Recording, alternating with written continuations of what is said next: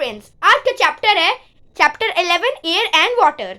We all need air and water to survive. आप सबके book में दिया हुआ होगा air and water. We all need air and water to survive. Earth is only known planet that has air and water. मतलब earth इकलौता ऐसा, जहाँ हम लोग को ऐसा पता है कि इकलौता ऐसा प्लैनेट है जिसमें क्या है, एयर और वाटर। क्या? एयर और water. Air and water affect the weather condition of a place. Let us learn more about air and water. Components of air. Air is a mixture of different gases. It contains nitrogen, oxygen and other gases. The other gases include argon, carbon dioxide, water vapor, dust and smoke. Nitrogen 78%. The most abundant gas in the air. Ligaments such as pea, beans use nitrogen to grow after converting it into a useful form by action of certain type of bacteria. Used to make fertilizer. मतलब ये fertilizer बनाने में क्या आता है? काम आता है। क्या आता है? काम आता है। Helps to keep packaged product fresh. Liquid nitrogen is used in blood banks, laboratories and food storage to keep the item frozen. मतलब कि ये blood banks में ब्लड को लेबोरेटरीज में किसी चीज क्या रखने में काम आता है, जमाने में जमा के रखने में क्या आता है, जमा के रखने में काम आता है। Other gases argon, carbon dioxide, water vapour, gases in trace amount और डस्ट एंड स्मोक। पहले argon, it is used for making light bulbs and fluorescent tubes. मतलब ये लाइट बल्ब्स बनाने में क्या आता है, काम आता है। क्या आता है? काम आता है। Carbon dioxide, it is used by green plants during photosynthesis to prepare food. Water vapor, water from water bodies evaporate and mix with the air. Gases in trace amount, methane, sulfur dioxide and nitrous oxide are also present in the air. Methane का क्या होता है? CH4। अब आगे नहीं बताऊंगा मैं, आगे खुद पढ़ लेना। Dust and smoke, ऑक्सीजन पे आ जाते हैं। The most important gas for survival of all life forms needed for burning। मतलब यह हर एक इंसान की नीड होती है। सांस नहीं होगा तो जिंदा कैसे रहोगे भाई। और needed for burning. Components of air, कितने तरह के कंपोनेंट्स, मतलब एक तरह से लेयर मान के चलो, कितने तरह के? Troposphere, stratosphere, mesosphere, thermosphere and exosphere. Components of air. We know that air is all around us. Did you know that air forms a blanket around the earth? This blanket of air that surrounds the earth is called atmosphere. मतलब वो thick blanket जो अर्थ के चारों तरफ रहती है उसे क्या कहते हैं? Atmosphere. क्या कहते हैं? Atmosphere. The atmosphere keeps the temperature on earth suitable for living organisms to survive. The atmosphere extends up to height of 800 km from surface of the earth. As we go higher up into the space, the atmosphere becomes thinner. Let us learn more about different layers of atmosphere. Layers of atmosphere बता दिया था। Troposphere. Troposphere is the nearest layer of the atmosphere to the earth's surface. All living beings such as plants, animals and humans live in this air. Formation of cloud and changes in weather takes place in the troposphere. The troposphere extends from the 15 km above the earth surface. मतलब कि earth surface से 15 kilometre ऊपर होता है। क्या कहते हैं? Atmosphere कहाँ तक जाता है? 800 किलोमीटर तक। Stratosphere, the stratosphere extend up to 50 km after troposphere। मतलब कि अर्थ के सरफेस से 50 किलोमीटर नहीं, ये ट्रोपोस्फेयर के 15 किलोमीटर से और 50 किलोमीटर, यानी कि 50 + 15 यानी कि 65 kilometre from the earth surface.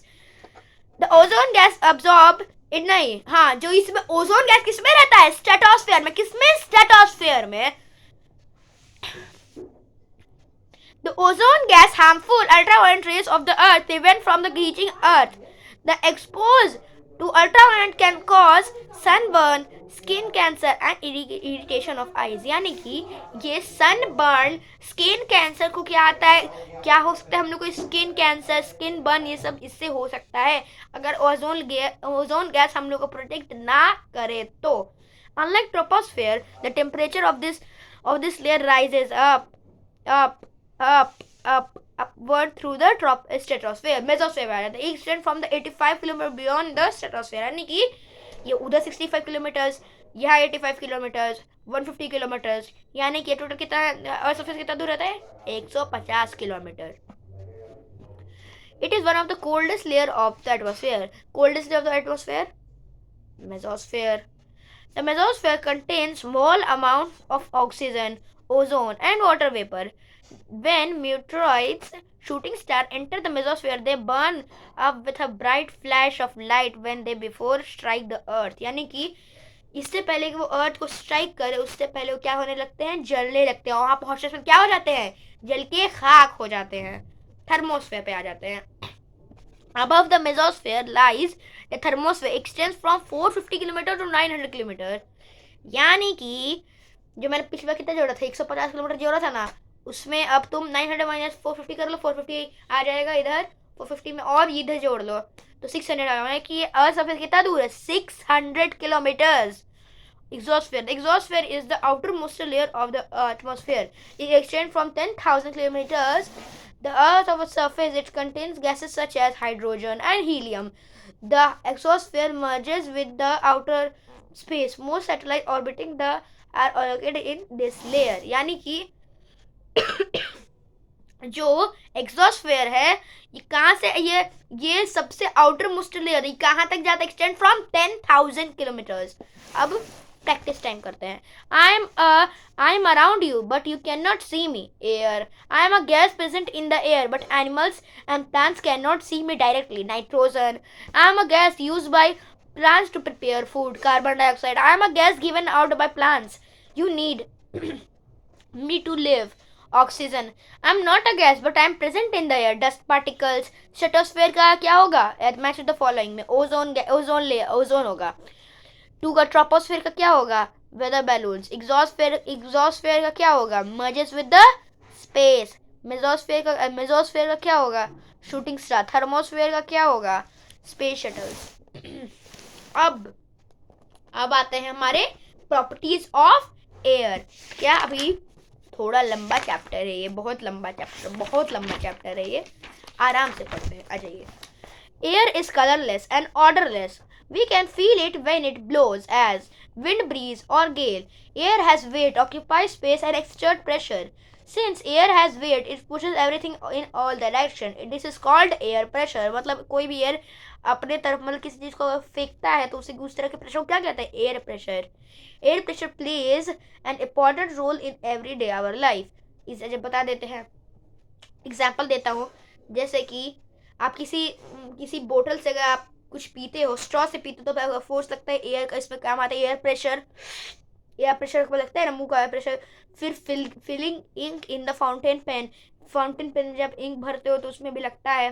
फिर filling medicine in a syringe or a dropper, यानी कि जब आप उसमें मान के लिए मेडिसिन है मेरे हाथ में, यहाँ पे उसका वो आता है सिरिंज है, उसमें से आप ऐसा खींचते हो तो उसमें से फोर्स लगता है ना एयर प्रेशर, ताकि वो आपके इसमें आपके उसमें कहते हैं आपके सिरिंज के अंदर आ जाता है. Let us understand about properties of air by the given activities.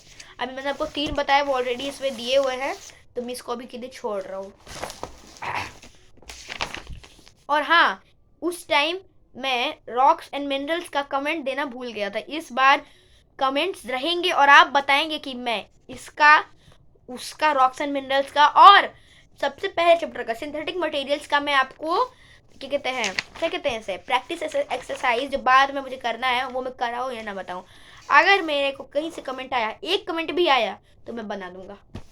अब एक्टिविटी साइड करते हैं, एक्टिविटी तो पढ़ी नहीं जाती. वाटर पे आते हैं. Water cover almost 3/4 part of the earth surface. यानी कि मान लीजिए 3/4 है ये, उसका कितना भाग लेता है?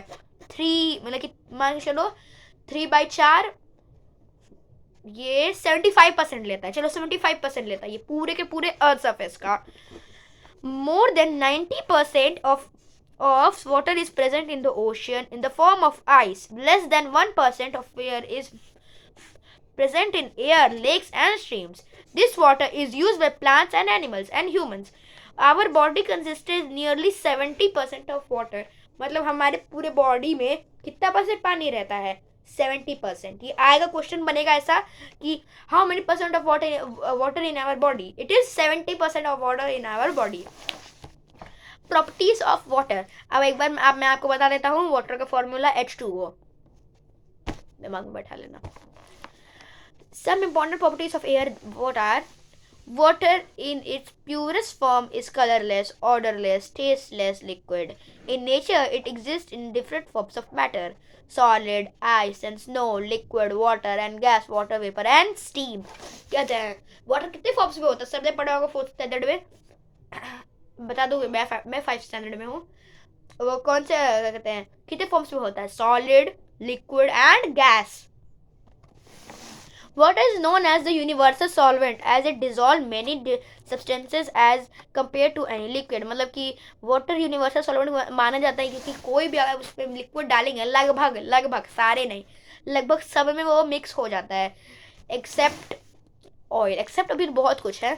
So substance that dissolve in water completely such as sugar, salt and potassium permanganate are known as soluble substances। मतलब कि वो substances जो पूरी तरह से वाटर में डिसॉल्व हो जाता है उसे क्या कहते हैं? Soluble substances. Example sugar, salt, potassium permanganate. On the other hand, those substances that do not dissolve in water such as oil, sawdust and chalk are called insoluble substances। मतलब कि जो पानी में डिसॉल्व नहीं होते हैं उन्हें क्या कहते हैं? insoluble substances। Example sawdust and chalk। Purification of water, purification of water कैसे होता है? 5 से 6 प्रोसेस होते हैं, 5 से 6 नहीं होते, कम ही होते हैं, अभी हम लोग देख लेते हैं। Purification of water, the water coming directly from rivers, lakes और streams it not fit for drinking as it contain many impurities such as sand, remains of dead plants and animals, industrial and house waste।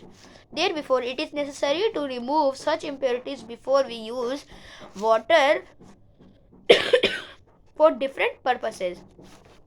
Depending on the impurities present, the method to treat water varies. Some impurities are soluble in water while some are not. Which did not dissolve, they are called insoluble, and which are dissolved, that is called insoluble, soluble। Let us study the various methods to remove different types of impurities from water। Removal of insoluble impurities, impurities that are not soluble in water can be removed by sedimentation and decantation and filtration। यहाँ पे grammar mistake किया है, sedimentation के बाद comma देना चाहिए था, उसके बाद डिकेंटेशन, उसके बाद एंड, उसके बाद filtration, grammar mistake. Sedimentation and decantation, the insoluble impurities such as sand, twigs, leaves can be removed by the sedimentation and decantation। When water contains insoluble impurities, it is kept undisturbed। अब मैं आपको filtration, sedimentation and decantation और loading, यहाँ तक मैं आपको अपने भाषा में बताता हूँ, सुनिए। जैसे कि सेडिमेंटेशन किसे कहते हैं? द प्रोसेस ऑफ, क्या कहते हैं? द प्रोसेस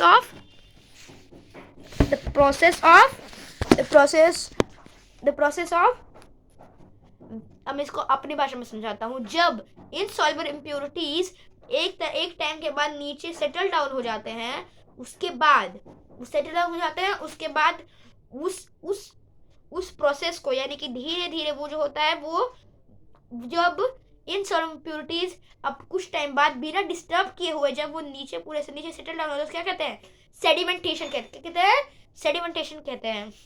फिर डिकेंटेशन, जब हम उसी पानी को, उस डस्ट को नहीं, उस पानी को निकालते हैं, पोर आउट करते हैं, उसे क्या कहते हैं? डिकेंटेशन। सेम चीज यहाँ दिया हुआ है। फिल्टरेशन बताते हैं, जब हम पानी को फिल्टर करते हैं किसी कपड़े, किसी फिल्टर किए हुए मैकेनिक, किसी भी चीज से, तो उसे क्या कहते हैं? Filtration. Process of filtering insoluble impurities using a filter. Filter वो कुछ भी हो सकता है, क्लॉथ हो सकता है, कुछ भी हो सकता है। लोडिंग में खुद बता देता हूँ।